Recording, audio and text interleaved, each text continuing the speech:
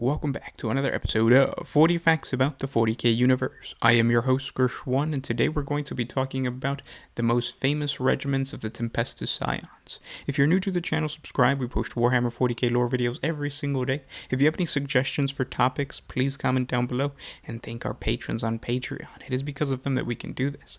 Link in the description if you guys want to support us. But with that said, let's get into 40 facts on the Tempestus Scions. Of all of the warriors of the Astra Militarum, none are as elite as the Tempestus Scions, most commonly referred to as Stormtroopers. These exceptionally skilled warriors are in high demand across the many war zones of the Imperium. They are only deployed in situations where the Imperial High Command requires guaranteed success.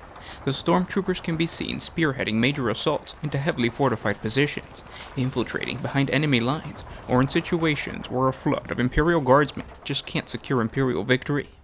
A Stormtrooper is born from a completely different stock than a regular Imperial Guardsman. They are the orphan children of the Imperium's military nobility, gathered from the countless embattled worlds across the galaxy. Known as Progenia Novum, these future elite warriors are Mindscape schooled and trained in the prestigious School of Progenium, the same school that creates Inquisitors, Commissars, Sisters of Battle, and the majority of those that will serve in places of high power within the countless Adeptus of the Imperium. Unlike the Guardsmen of the Astra Militarum, Scions endure a brutal, uncompromising training regime, ensuring that only the most skilled and resolute amongst them ever see battle. Expertly trained and battle-hardened to levels that can only be beaten by a Space Marine, these Stormtroopers are formed into multiple regiments, which are further broken down into permanent units capable of working independently to accomplish deep strike assaults, reconnaissance, infiltration, sabotage, airborne or orbital insertions, and so much more. Loyal to the Emperor above all else, Tempestus Scions can be depended upon to complete any mission, no matter how deadly. Racing into battle aboard armored transports or plummeting down on a grav chute, the Scions are the sharp edge of the Imperial Guard war machine. Each squad of Tempestus Scion consists of veteran warriors, trained and equipped to the highest standard. Protected by rigid armoplasts and reinforced ceramite plates, Scions wield a sophisticated range of high-powered weapons that perfectly complement their shock assault role, and their discipline is such that they can direct this deadly firepower in absolute optimum effect. The standard issue weapon for a Tempestus Scion is a hotshot lasgun. Each of these laser rifles are fitted with a potent external backpack power cell, allowing them to penetrate thicker armor than the mass-produced lasguns used by the rank-and-file guardsmen. When deployed against heavily armored enemy infantry, Tempestus Scions wield hotshot volley guns. With a more powerful blast and extreme rate of laser fire, they are perfect for bringing down heretical Astartes and Xeno beasts alike. Due to their superior war gear and training, they are often called Glory Boys or Big Toy Soldiers by the average guardsmen, who are jealous of their skill and access to specialized gear. But to be honest, a single squad of Stormtrooper can be more dangerous than an entire company of regular guardsmen. The regiments of the Militarum Tempestus Scions always depend upon their all-purpose Taurox Primes to deliver them across all manner of hazardous war zones, and throughout almost any impossible condition. Given the vehicle's long-standing service with the Scions, many Taurox Primes are often painted in each regiment's colors and given colorful names. The Valkyrie assault carriers and the forces of the Militarum Tempestus Scions are also another perfect match. The training and mission indoctrinations of the Scions work hand in fist with the speed, versatility, and firepower of the Valkyrie gunships. During combat operations, a Tempestus force will be granted the ability to repaint their aircraft in the colors of their regiment. Because of the elite nature of the Tempestus Scions, many regiments have become extremely famous, not only throughout the ranks of the Astra Militarum, but also the greater Imperium of Man. One of the Imperium's most famous Tempestus Scion regiments is the 34th Saiyan Vipers. The soldiers of the 34th make up a tenacious regiment, even for the standards of the Militarum Tempestus. This has been proven on numerous occasions, but none more effectively than on the industrial agri-world of Marunda II. It was here that Imperial mining operations delved too deep into the planet's crust and disrupted a dormant Necron tomb world. The awoken warriors marched through the colossal tunnels, their gauze weaponry flickering off the walls as they atomized thousands of menials and servitors. The vast regiments of the 34th Scion Vipers made planetfall and descended into the tunnels in their Taurox Primes to strike at the heart of the alien threat. They blasted away at the swarms of scarabs, while their vehicle-mounted volley guns vaporized dozens of implacable Necron warriors. When the main entrance tunnel finally collapsed, the 34th were forced to continue fighting in total darkness. They were not concerned with escaping from their underground prison, for their orders were simply to destroy the Necron threat. Thus the Scions continued to fight for weeks, their sensors and auspex enabling them to keep track of the ever-advancing robotic forms. And through sheer dogged determination, intelligence, and improvised tactics, the Scions eventually destroyed every Necron on Marunda 2. Only then did the Scions consider their escape options and set about leaving the planet. Since then, the 34th Saiyan Vipers are known as stalwart and tenacious warriors. Another one of the Imperium's most famous Tempestus Scion Regiments was the 101st Deltic Dragons. They became known throughout the Goang subsector when they came to the aid of the Destroyer Space Marine chapter. The Astartes had been defending a volcanic death world against the heretical Astarte warband known as the Crimson Slaughter. A pack of Hellbrutes had destroyed many of their attack bikes, and Helldrakes crippled 2 of their Storm-Talon gunships. As the Deltic Dragon's Valkyries launched assaults on the Helldrakes, keeping the fearsome Demoncraft engaged, the Scions were able to make planetfall without being noticed. Their Torax Primes immediately veered towards the Hellbrutes and enraged the Madden Walkers with hammering battle cannon fire. The Hellbrutes lumbered after the Imperial vehicles, which sped up the side of the volcano. The Chaos War engines had already been damaged by the Space Marines, and despite their rage, they could not match the speed of the Militarum Tempestus vehicles. The Scions disembarked and concealed themselves amidst the debris on the lip of the volcano. Once the Hellbrutes had caught up with the Torax Primes, squad after squad of Scion savaged the beasts with crisscrossing blasts of hotshot weaponry and hurled crack grenades. Such was the sudden violence of this assault that their foes were driven into the bubbling magma of the volcano itself. The Deltic Dragon's victory provided the destroyers with the opportunity they needed. Warriors of the Adeptus Astartes surged from their position and proceeded to obliterate the surrounding squads of Chaos Space Marines, driving the Crimson Slaughter warband back into the warp. The 101st Deltic Dragons became legends as one of the very rare human military factions to have come to the rescue of a Space Marine chapter. One of the Imperium's most unusual regiments of Tempestus Scions is the 9th Yodan Gorgons. This regiment is frequently tasked to campaigns alongside the warriors of the Adeptus Sororitas, specifically the Order of the Glowing Chalice. Both military forces come from the same Scoloprogenium facility on Vidil Prime. The Scions and the Sisters of Battle parted after their trials of compliance into different Adepta of the Imperium, but have since been reunited on the battlefield. Though the Scions have faith only in executing their orders and little else, the missions in which they are often engaged are ultimately on behalf of the Ecclesiarchy. Under this unusual sanction from the Ordo Tempestus, the 9th Yodan Gorgons continue to display exemplary skills alongside the Order of the Glowing Chalice. One of the greatest displays of bravery from the 9th on the shrine world of Sanctus Liz. After the simultaneous suicide of a blood cult, packs of coronet demons had breached the warp. Bloodletters swarmed across the planet on a murder spree, destroying the faithful populace and filling the streets with gore. The Battle Sisters of the Order of the Glowing Chalice led the world's defenses, but were overwhelmed when brass-flanked juggernauts began rampaging through the streets, crippling their vehicles.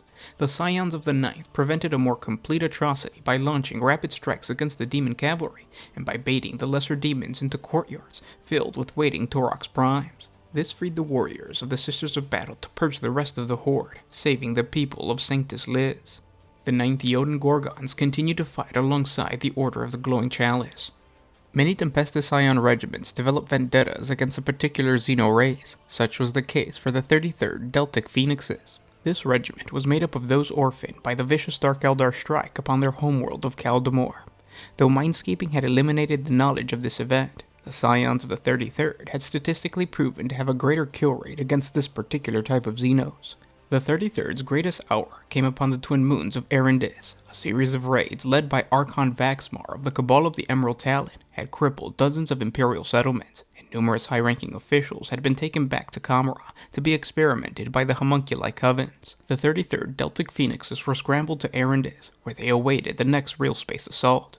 When it finally came, it was upon the most populous of the moons. The Scions stormed to the surface as separate, multi-fast response squads. Their speed, tactics, and technology enabled them to shred through the ranks of the Kabbalite warriors, while their Torax Primes destroyed raiders and reavers without mercy.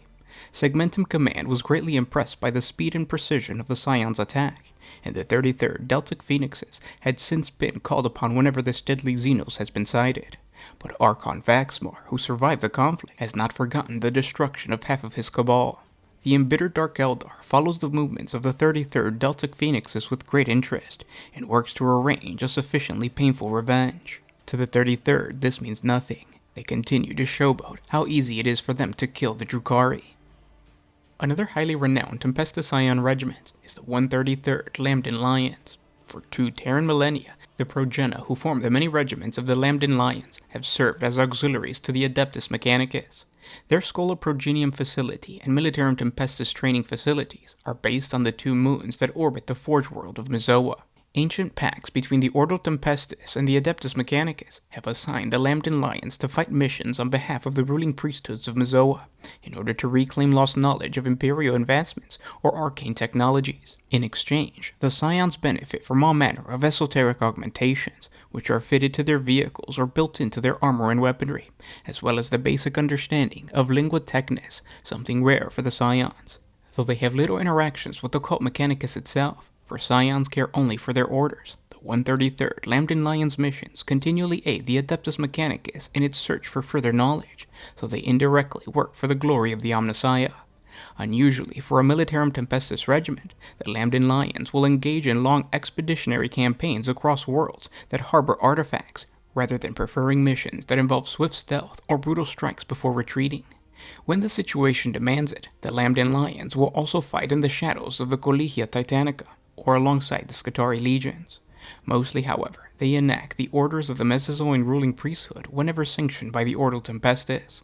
The labyrinthian nature of imperial bureaucracy means that the Adeptus Mechanicus occasionally issues the Lions with orders even without waiting for official sanction.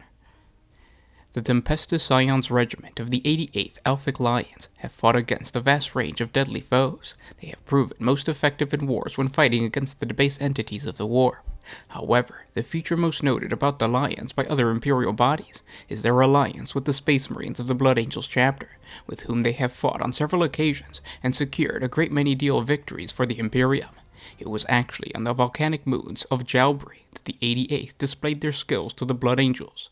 Senior sanguinary priest Corbulo was leading a small strike force of the Sons of Sanguinius to the planetoid on a secretive mission for his chapter. The 88th Elphic Lions had been sent there on a mission to defend the world against a demonic tide that was spilling up from one of the volcanoes. Under ash-filled skies, the Scions and the Adeptus Astartes united to fight back the surge of the furious warp spawn, and whittled down the outflow of the creatures with blistering synchronized raids. The Militarum Tempestus proved their exceptional bravery to the Blood Angels when halting the progress of the throng of the Seeker, allowing Corbulo to destroy the greater demon of Slaanesh that led the brutal incursion. Since that battle, the 88th have regularly found themselves allied to the Blood Angel strike forces, with their rapid pace and deadly impact on the battlefield complementing the fast strike tactics preferred by the Sons of Sanguinius. And then there's the 73rd Epsilon Eagles, who became famous throughout the Varanus system with their well-organized defense against a series of real space raids from the Cabal of the Dying Sun. The sinister Archon, Voral's own land, had been spearheading vicious attacks against the population of 2 worlds in particular, Nucius II and III.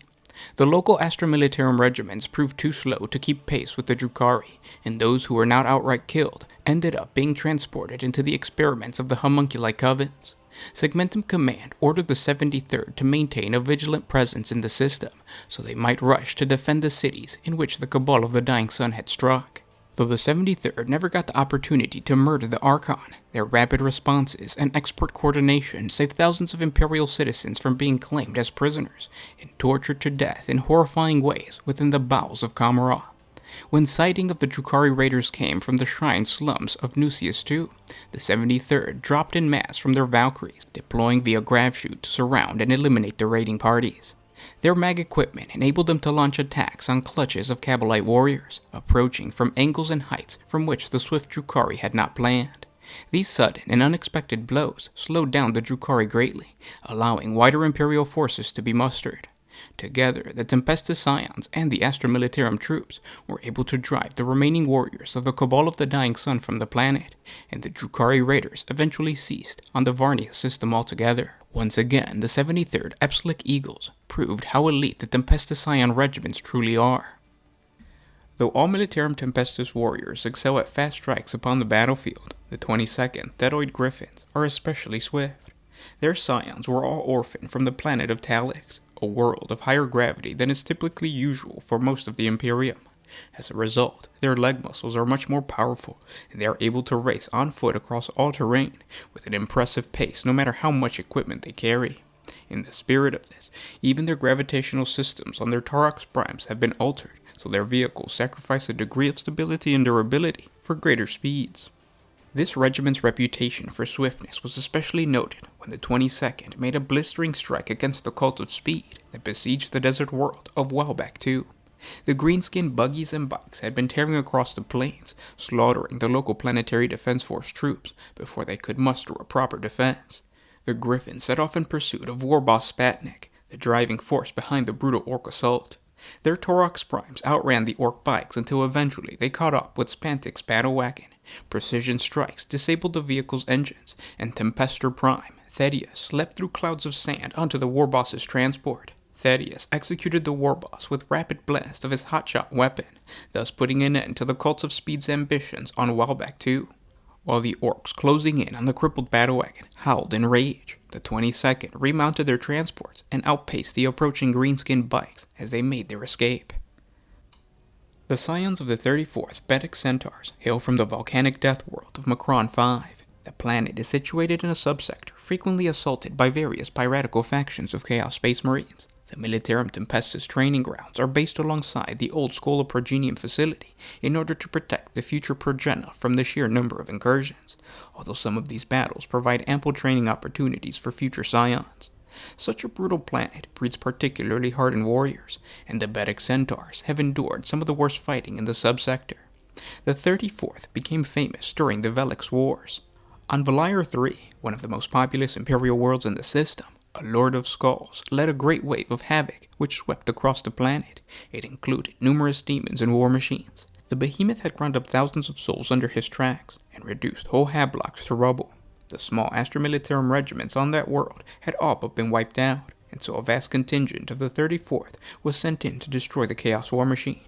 The Scions made planetfall behind one of the most robust fortifications on the planet, as it was about to be besieged by the monstrous demon engine.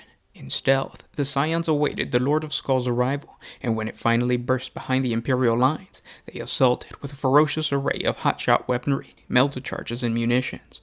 The demon engine roared its defiance, slaying scores of Scions in a wrathful counterattack, and yet the Tempestus soldiery's precision firepower, along with a barrage of grenades, eventually saw the Lord of Skull reduced to a heap of smoldering slag. While the planet rejoiced, for the 34th Betic Centaurs, this was simply just another Chaos Force destroyed. Another one of the Imperium's most famous Tempestus Scion Regiments was the 29th Cetic Tigers. They had proven their iron resolve on numerous occasions, but never more so than on the space station of the Valiant Mountain, above Fellerus III. After the Death Corps of Krieg interrupted a strange ritual aboard the Valiant Mountain, a warp rift opened at the center of the superstructure, emptying thousands of Tzeentchian minions into the star system. The Death Corps had proven too few to cope with the onslaught, and the 29th was dispatched to make a sequence of strikes around the space station, but by the time the Scions arrived, the Astra Militarum forces had all but been destroyed. Hordes of demons brought terror to the space station's hab-blocks and panic-filled corridors. The Scions drove their Taurox primes alongside the outside of the structure, gunning down pink horrors and flamers as they emerged from batches to face them. The Tiger's commanding officer had located the Lord of Change shimmering within the bowels of the space station, and the culmination of the battle on Valiant Mountain came when the Scions pierced the demonic tide and confronted this greater demon. It weaved a barrage of mutating magic and confusing visions to prevent the Scions from destroying it, but their iron will and exceptional tactics saw them purge the creature, closing the warp rift. And then there's the 55th Elphic Hydras, who is one of the most well-respected Militarum Tempestus regiments in the Imperium. This is in part because of the number of missions they have fought alongside the Ultramarines. To date, they have made planetfall alongside the 2nd, the 5th, the 7th, and the 8th companies over their illustrious career. So close is the association between the Scions and the Space Marines that the Elphic Hydras have recently been permitted additional training grounds throughout the Ultramar subsector. Some within the Ordo Tempestus whisper that some of the regiment's best young Scions have been recruited by the Adeptus Astartes and are now initiates of the chapter. The Scions of the 55th first went to war alongside the Sons of Guilliman on the agri-world of Masali, where they aided the Ultramarines in purging the planet of orcs. Tempestus Prime Valius Delta steered their regiment through the impassable Masali poison jungles and the Vinethorn deeps, around the flanks of the vast greenskin mobs, which they then funneled right into the heart of an ultramarine trap, bringing an end to the invasion with a swift brutality. Chaplain Trajan of the Ultramarine 2nd Company observed that these humans fought with discipline, nobility, and profound loyalty to the Ultramarines' orders, and it took little discussion of other Space Marines in the chapter to recognize the value of the Scions. Before long, the 55th Elphic Hydras were making repeated planetfalls with the Adeptus Astartes, at the Ultramarines' request. Their most recent success was a battle upon the Crone world of Itzik II, where they formed a stealth unit to ambush and disable an Eldar Wraith Knight, turning the tide of battle in favor of the Ultramarines. And those were 40 facts on the Tempestus Scions. Now I'm going to ask you guys for a huge favor. If you've ever played a unit of Tempestus Scions, or even if you have an entire army of Tempestus Scions, what is your advice when playing these guys on the tabletop? I have a friend who is in between the regular Imperial Guardsmen and the Tempestus Scions, and then I also have a unit of Tempestus Scions that I want to include into my Inquisitor army. So comment down in the comment section below. Let me know what tactics, what you learned from playing these guys on the tabletop. What should I expect, and how should I play them? If you guys have suggestions for any other topics, please let me know in the comment section below. If you guys enjoy our content, it is because of our patrons. Thank you guys so much for supporting us over there. The link is in the description if you guys want to support. If you can't, we understand, simply by liking, commenting, and sharing these videos. It really helps out the channel. So thank you guys ahead of time.